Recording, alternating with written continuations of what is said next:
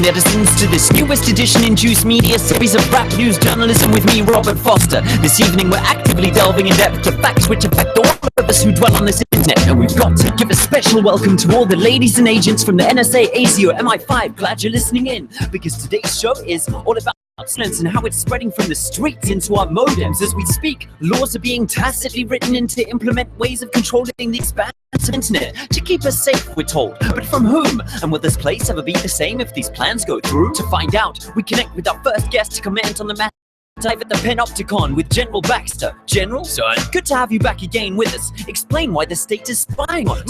My fellow Oceanians, as you know, we've always been at war with Eurasia, or is it East Asia? Either way, it's Spartan, we division waging. But now the proles are getting online, bypassing these illusory divisions of race, religion, and nationality. Sounds grand to me. It's a catastrophe. Centuries of hard work are being undone, profits are vanishing, and it's due to the internet. It's empowering humanity. We need to get this snafu one to control rapidly. How? The whole latest weapon in the war of terror, our greatest since 9/11, guaranteed to keep us free and safe forever. I give you the surveillance state, ladies and generals.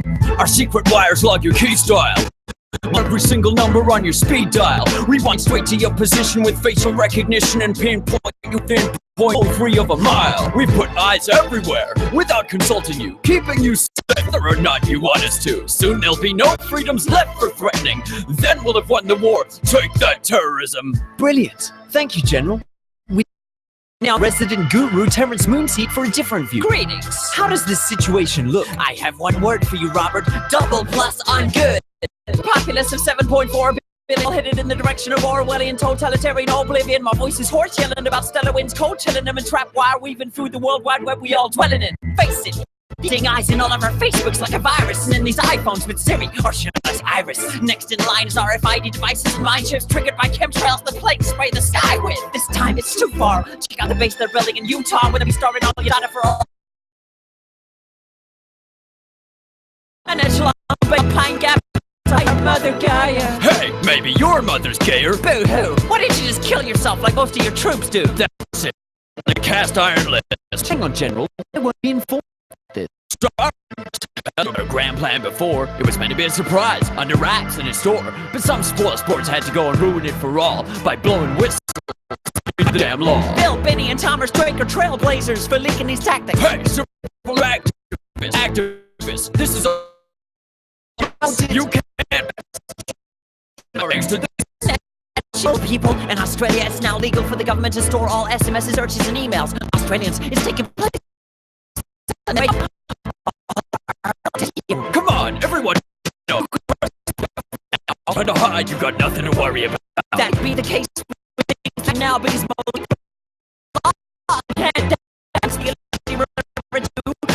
will enforce laws you no longer consent to. But by then it'll be too late to protest too. And anything you've ever said, type to browse can, it will be used against you. I'm confused. So what should we do? Nothing. This is all an illusion. It's just a ride, an illusion, the Matrix, the Maya deceiving us. Oh, you hippies make our job so much easier. Sorry to interrupt, but we're picking up a signal from beyond the space-time Quick, twit in the juice channeling portal. Wow, what do we owe this honor? I tried to warn you. You were fools, but else you thought just an instruction manual. Yes, so can you advise? What would you have us do? An open and universal internet is the most effective tool you have to address the issues that afflict the world, and therefore, protecting it stands before your generation. I understand. Hush, man!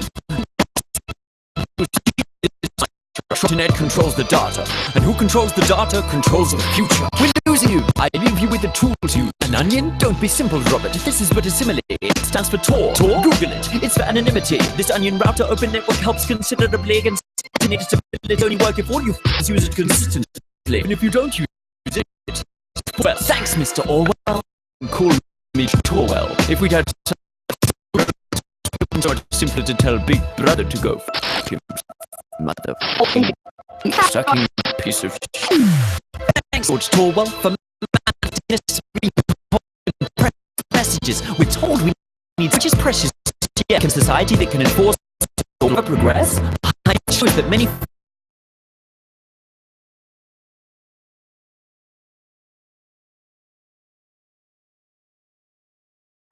could lobbies for gay rights revolutionary ideals and movements realized, which science have pioneered, were monitored by brother brings effect, freezing our collective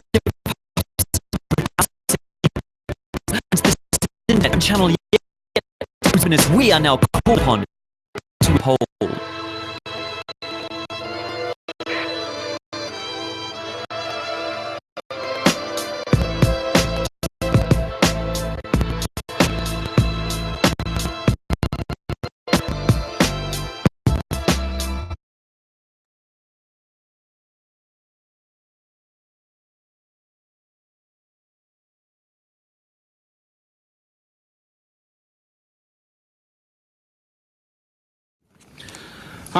Takupe, Mima Lakota. Imagine how a king's it yours by Kile Hesafa King. Ilwakan. Mitaki ate Tashunka wit go Tioshpai. Mitaki ina Wambli Zuya Tioshpai. This is traditional greeting that I am bound to give, albeit it's a short version. What I said in my own language translate in English thusly. Hello, my relatives. I am an Oglala Lakota, and I come from our very sacred holy land, the Black Hills, where Yellow Thunder Village is. My mother is from the War Eagle clan, and my father's family is the clan. This greeting is to this day the way all Indians throughout the nation still greet one another, those that still know their culture. This is the only way we present ourselves to one another that is acceptable. We tell you who we are, where we are from, who we are from, our clans, and we do this without ever saying our name. Anything less would be an insult to you and to my people. Senators, my morning prayers to the mystery always include you and your colleagues in Congress, as well as leaders. It's an honor to come before you as a spokesman for my people, the American Indians of the United States of America.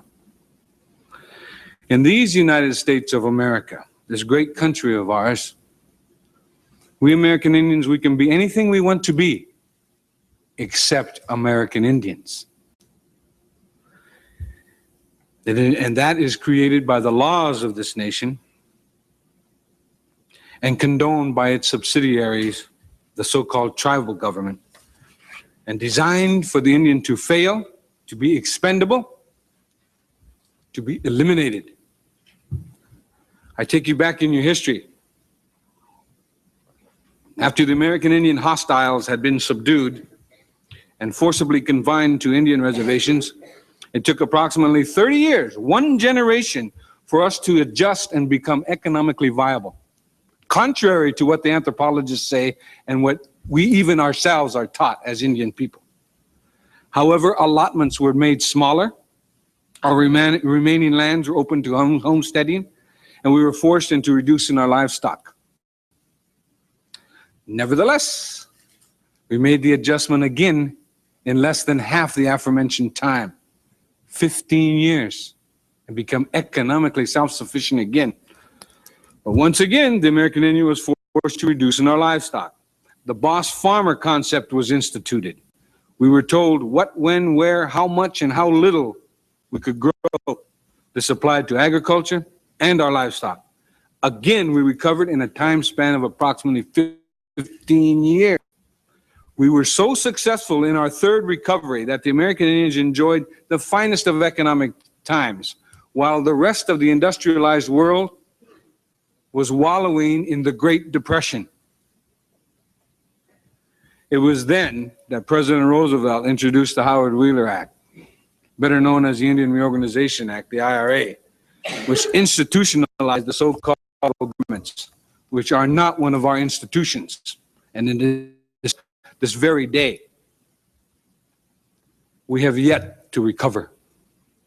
45 years later, the IRA, Indian tribal governments, on their own initiative, began renewed efforts at reestablishing their sovereignty focused on the oldest profession of American Indians. That's gambling. Bingo and other gaming has been, without exception, a proven initial success. Failure through mismanagement, politics, or litigation has been less than 15%, showing a better than 85% success rate. The new Indian-sponsored gaming industry on reservations dwarfed success ratios of any and all other non-Indian. India. Gaming proven to benefit the revenue gathering of all governments, be they county, state, or Indian reservation. With regulation of bingo and gaming by the Congress, we are experiencing repetition of history. One shouldn't remedy success. The results?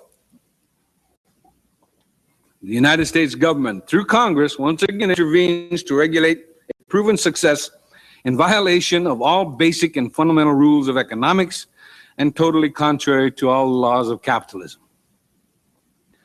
American Indians are human beings. We are supposed to be citizens of the United States of America. We fought in your wars in other countries. Our Navajo Nation code talkers served and saved this nation in World War II. We have the inalienable right to joint venture with whom we choose, as long as we do not harm nor commit fraud upon anyone. There is no piece of evidence anywhere that proves Indians ever conspired to establish bingo. The Bureau of Indian Affairs, the infamous colonial office of the Department of Interior, and the initiator of sleaze in government, has been regulating contracting on Indian reservations since 1824. This fact alone should convince and teach every student of government that regulation of commerce and enterprise does not work. In fact, it only produces the opposite result. Graft and corruption is rampant to the contracting auspices of the BIA and its surrogate tribal government. Indian front contractors bid for contracts only to proceed to build shoddy, dangerous bridges, buildings, schools, roads, and dams. The Indian is the scapegoat when there is a failure and is always the one indicted. Contracting on reservations has proven historically to breed and feed corruption within the BIA and now the tribal governments. Within the past 2 years, I personally have attempted to assist 7 Indian reservations located in the Southwest, the Northwest, and the Northern Plains, to no avail. The investors I represented were from various groups interested in establishing banks, resorts, Indian-owned public relation firms, factories, fishing ports, and international trade. I now know that tribal governments do not want economic development unless graft is a major ingredient. The BIA is a major player in land leases being sold by petty bureaucrats for as meager an amount as $40.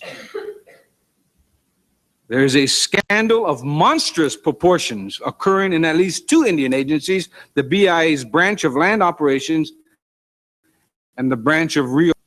I challenge this investigations committee to intricately go into the branches of realty and land operations.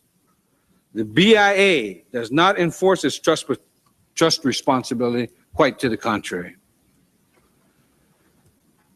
In September of 1987, I moved from the poorest county in America, the Pine Ridge Indian Reservation, to the richest area in the country, the Navajo Indian Reservation.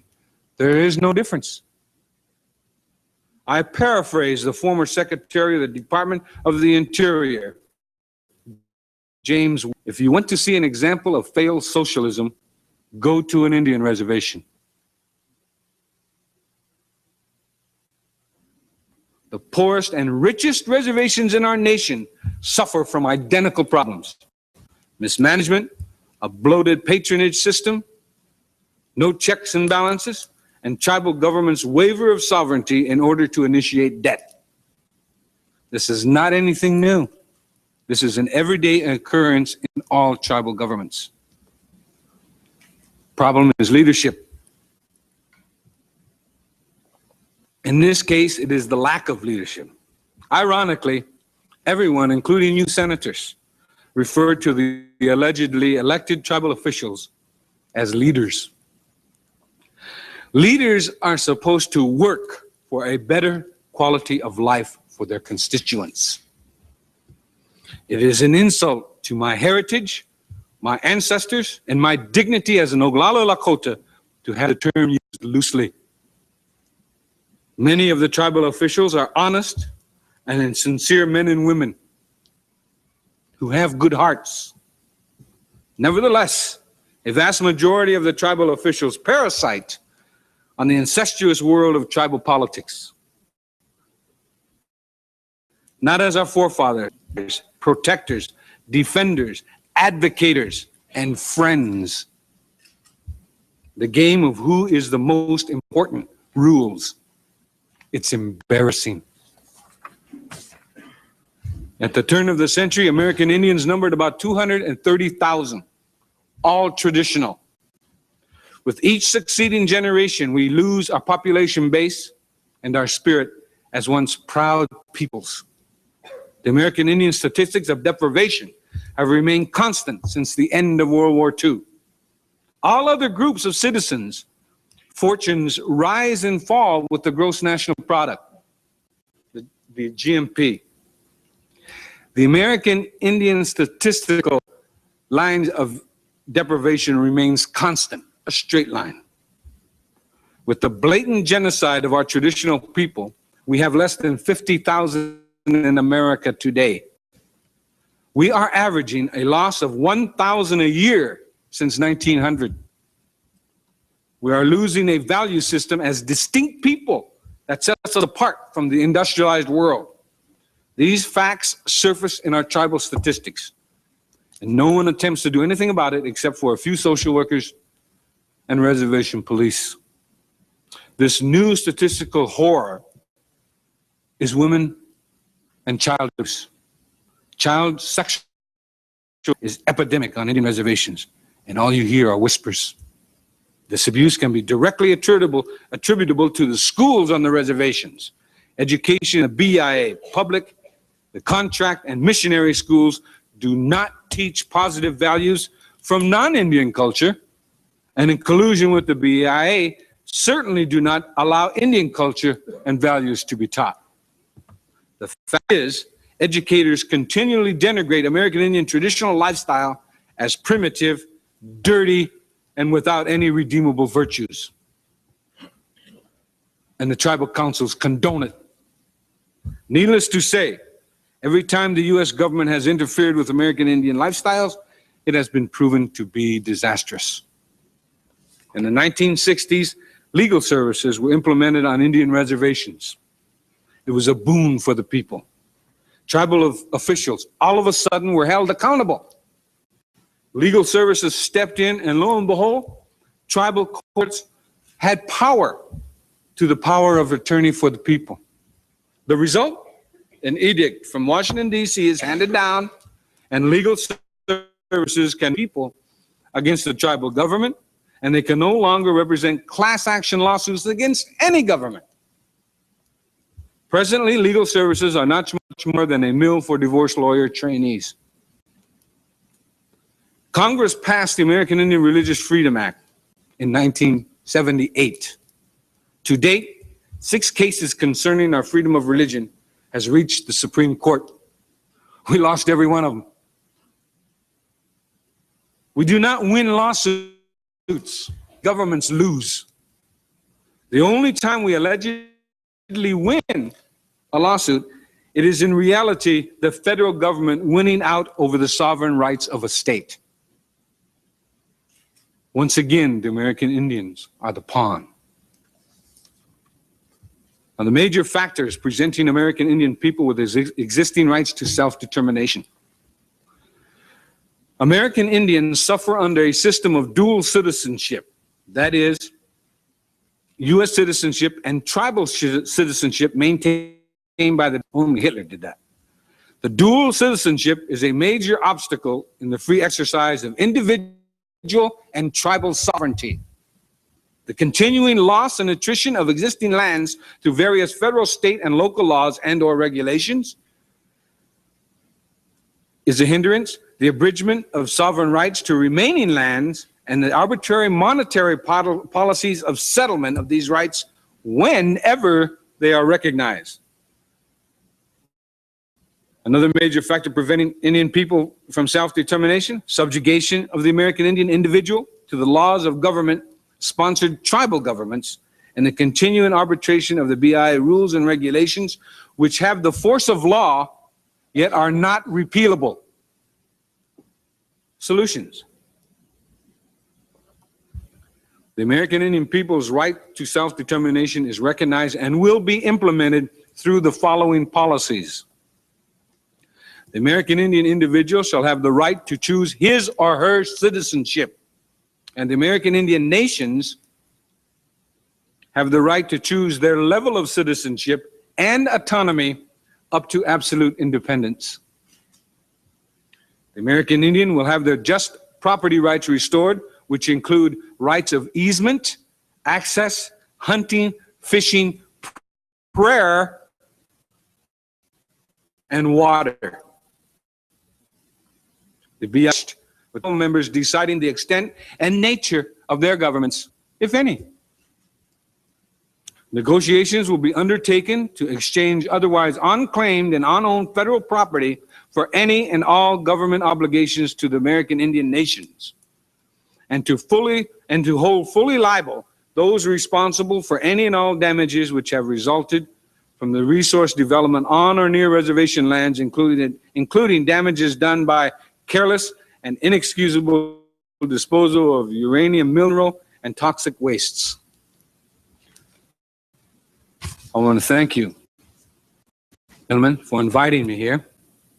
It's been a high honor, especially since I'm the only one invited here today to testify that doesn't receive money from the federal government.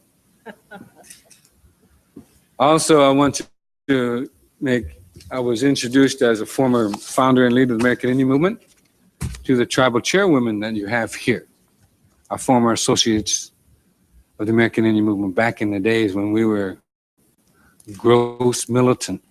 And so I just wanted to let you in on that the American Indian Movement is a very proud, continuing part of American Indian society. I thank you.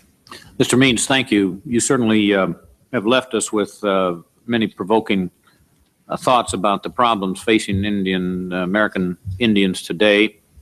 And you were kind enough and wise enough to also make some suggestions. I think that is what this committee is looking for. We may agree, we may not agree with them, but it is important to have some thought-provoking ideas of where we should go from the standpoint of the relationship between the federal government and the American natives.